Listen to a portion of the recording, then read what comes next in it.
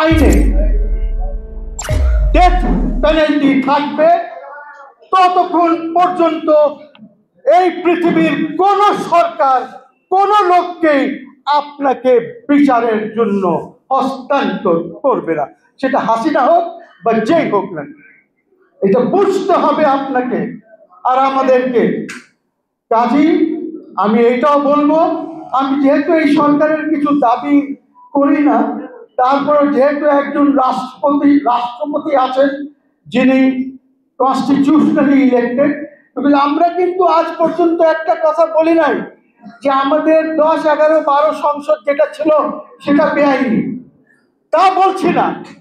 আমরা বলছি যে হ্যাঁ ইলেকশন ঠিক হয় নাই, কিন্তু ইলেকশন হয়েছে, কাজে তারা বৈধ আছে।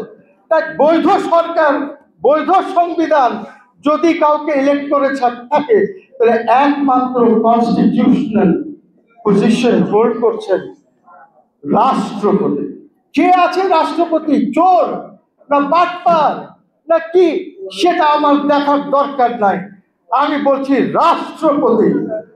সো ওনাদেরকে এগিয়ে আসতে হবে এবং আমাদেরকে আইনের পরিবর্তন করতে হবে যদি আমরা সত্যিকারে মনে করি যে আমাদেরকে ট্রায়াল, ওনাকে এনে ট্রায়াল করতে হবে। বন্ধুগণ, ম্যাচিওর দল হিসাবে আমি রেটরিকে বিশ্বাস করি না, কথা বলে গেলাম বলার জন্য না। আমি যা বলছি I mean it and I really mean it.